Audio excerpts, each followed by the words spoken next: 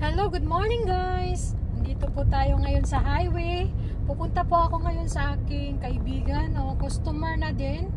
Dadalhin ko yung aking manggang hilaw at yung order nila. Dahil malayo po tayo ngayon, medyo isang oras yata ang biyahe o 50 minutes pag hindi traffic.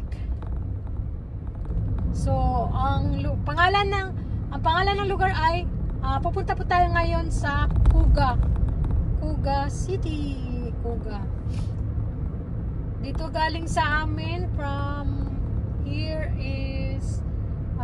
dito galing sa amin ay mga 50 minutes pag hindi traffic. Pag ma-traffic ay isang oras mahigit, guys. So, pupunta ako dito kasi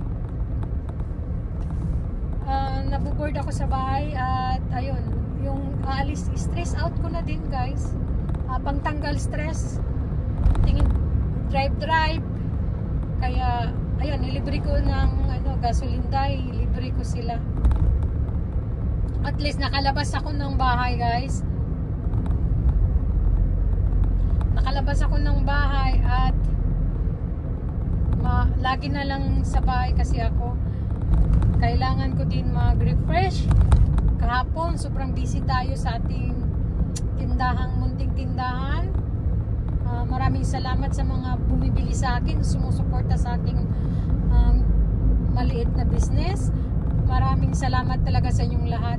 Ito ngayon, itong aking kaibigan na si Tina, si Ading, ay bumili ng 2 kilos ng manggang hilaw. At yung kaibigan ko, yung kababayan ko sa Davao na taga Kuga din, kaibigan namin ni Tina, nakisabay din ng panghalo-halo nila, mga Philippine product, tapos 1 kilo ng mangga. At ayun, naisipan ko na bukas, sobrang pagod ko na at stress ako sa mga gawain sa bahay at naboboard talaga ako, guys. Kaya ayun, magda-drive ako papunta dun sa kanila kasi diba, lagi siyang nagbibigay ng mga kaibigan, sinusyukay niya ako sa aking mga paninda. So, bigyan din natin minsan ng magandang servisyo. Hindi pupunta ako doon, guys. Mag-aliw-aliw ako sa kong sarili. Pupuntahan ko yung park. Tapos, maglanghap lang ako ng energy. Positive energy, guys. Maglanghap ako kukuha lang ako ng positive energy sa park. Pagkatapos sa park, doon sa pupunta tayo ng Takayama Shiten. Takayama. Yun yung Takayama na yan ay recycle ng mga branded na bag dito sa aming lugar sa Fukuoka, guys. Diyan ako nangungumpra sa aking mga paninda. Noong malakas pa yung auction namin, noon na hindi pa alam ng mga kaibigan ko kung saan ako nagtitinda, nag-auction. Yung wala pa talaga silang alam. Ngayon alam na kasi nila, kaya nagtitinda na din sila. Kaya wala na din ako suki. Kaya ayun, balak ko titingin-tingin ako doon kasi baka may makita ko at ibibinta ko ulit dito sa mga suki ko. Kasi may mga alahas din doon, guys. Titingin din ako ng alahas. Kasi mahirap sa supplier ko sa alahas. Kailangan madamihan ang kuha para free shipping ka at makamura ng kunti. Kunti lang. So, tapos pag mag-Visa card ka din, credit card ang gamit mo, hindi basta-basta dahil kung ang supplier ko mag-credit card ka ng alahas, kukunin nila yung mo, hindi yung machine ng delivery man ang maggawa, yung mismo yung satcho, yung may-ari ng jewelry shop ng aking supplier ang kukunin niya lahat information, ganun. Kaya mahirap na, di ba? Hindi natin alam ngayon ang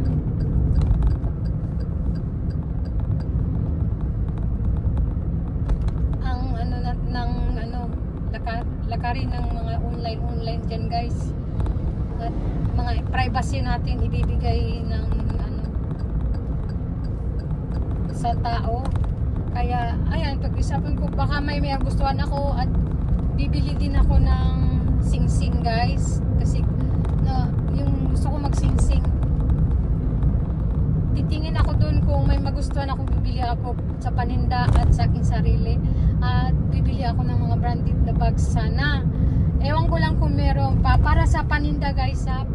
Titingnan ko lang, i-check ko lang kung mumura pa ba o mahal na, o kaya pa bang may magustuhan ako kukunin ko, pero kung ano wag lang muna.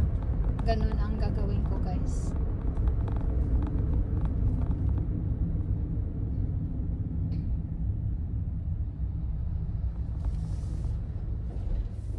Yan.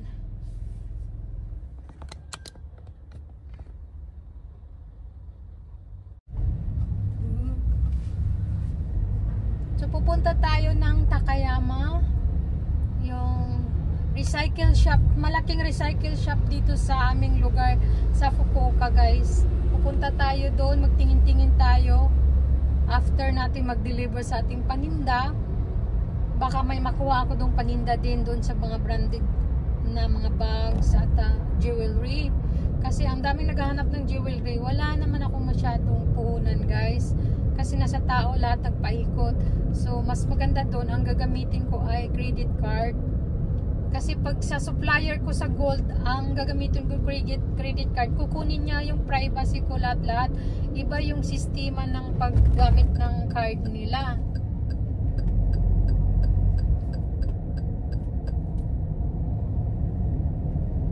Kaya yun ang gagawin ko guys. Traffic yata. Ayan, sabi ko sa inyo, traffic.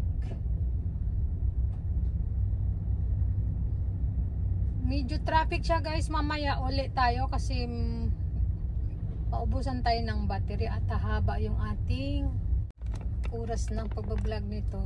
Mamaya ulit Masyadong traffic. Masyadong traffic guys. Kaya pala traffic guys. May ano pala. Ano ba to? Dinakip. Ano ba? Aksidente?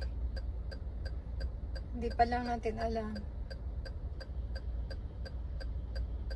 May ano pala. May aksidente. Ay.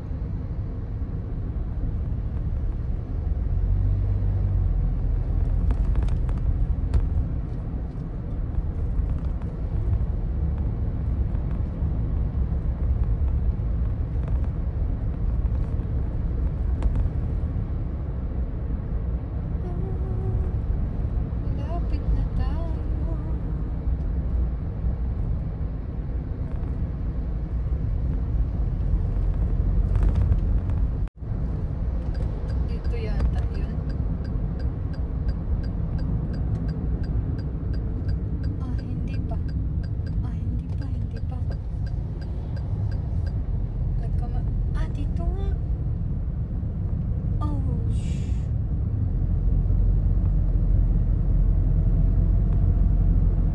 doon nga guys, palpak. Kamali ako.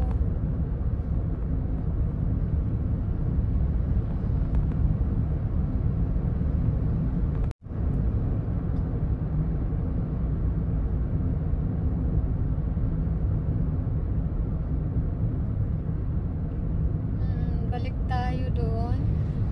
Kasi andyan na yung ano, ayan o, park. Wala, nagbago na talaga dito ang iyo. Di ba yan ang gusto kong punta na park? Ayan ay park, di ba? Kita nyo guys. So nalagpasan na natin yung bahay ng kaibigan ko. Mali ako ng ano. Babalik tayo, so mag-U-turn na lang tayo dito. Ayan yung park na yan. Diyan tayo pupunta. Ayan, dyan ang gusto kong puntahan guys.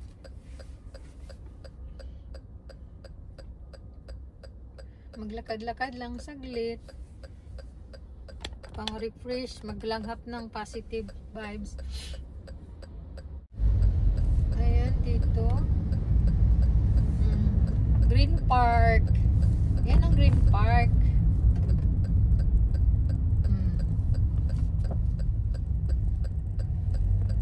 Ito yung Green Park sabi ko sa inyo guys.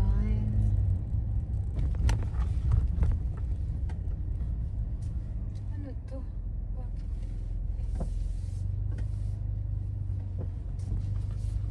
Mataas yung ito yung park na gusto kong puntahan. Diba? Maganda dito eh. Maaga tayo nakarating, wala pang alas 12. Maglakad-lakad lang tayo dito guys. Wala pang masyadong ano.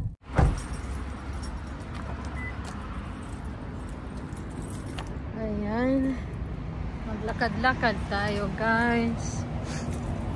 Napagod ako. Masyado yatang maaga ako nagpunta dito. Wala pang masyadong mga bulaklak yung halaman. Ito pa yung meron. Ayan, di ba? Meron ako nito sa ano, backyard. Maliit pa, dalawa. Puro maliliit pa siya guys. Ah, di ba? Ang ganda. Langhap muna tayo.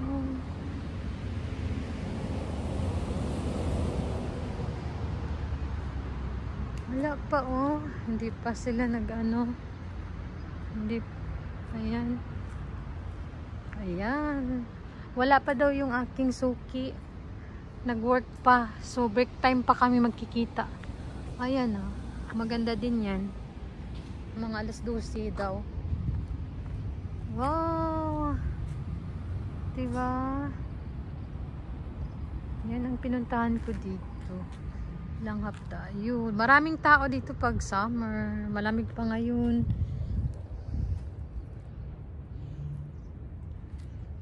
Ayan.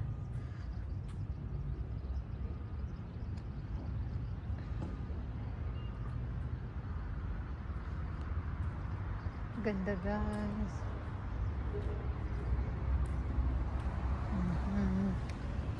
CR nila dito. Diba?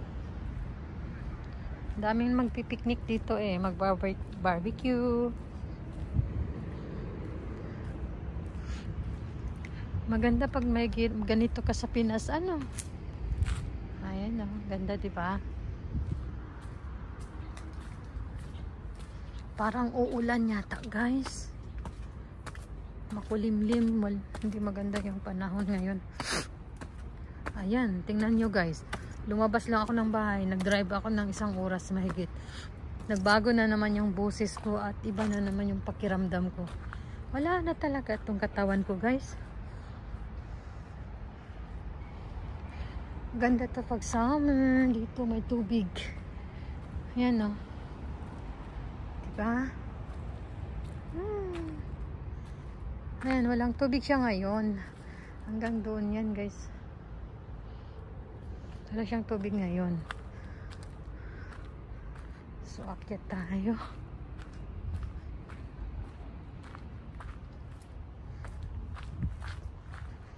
Da, pam pam, halalala. Diba?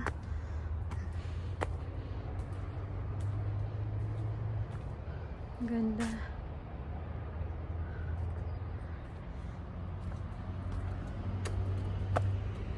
Kita nyo? Doon tayo nag-park. Nasa babaw.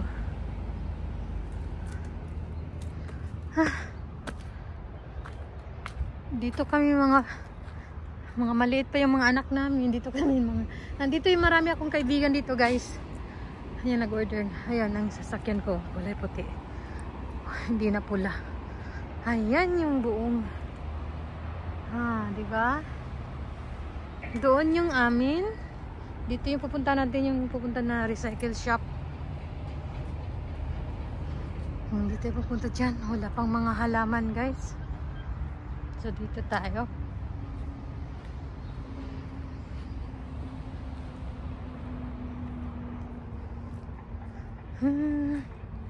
Nakakamiss. Dito kain kami tawanan. Ngayon malaki na kasi mga anak namin. Diba? Wala na tubig. Maganda pag mayroon kang ganito sa Pinas. Nako, sayang nga lang yung aking 5 hectares na area noon. Kung hindi lang sa pamilya, guys, mayroon pa sana yun. Diba? Pero hindi na tayo maglayo-layo, guys, kasi ano to, maraming bunga.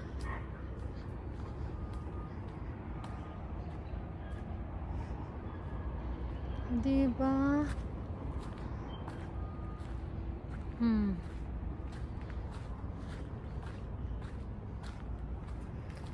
Silip tayo dito. Yung mga bata naglalaro dito. Palaruan ng mga bata.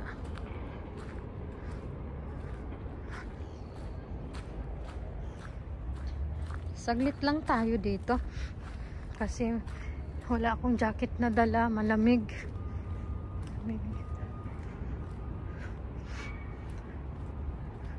Ang dami kong pupuntahan ngayon bago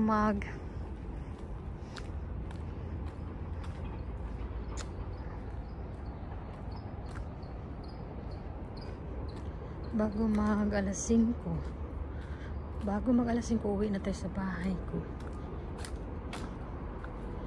Ayan, guys. Diba?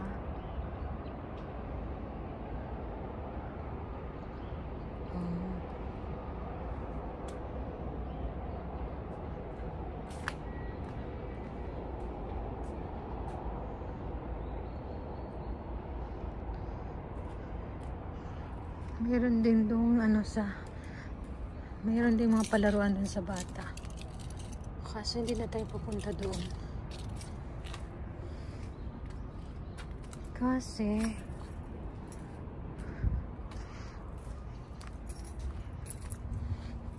malamig pa pala dito, guys. Langhap tayo ng positive vibes. Asobi no oka. Diba?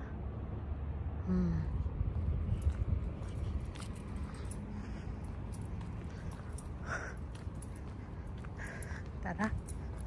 Punta tayo sa shop. Kasi hindi pa sila nag-out. Punta na tayo sa Takayama. Ang ganda na,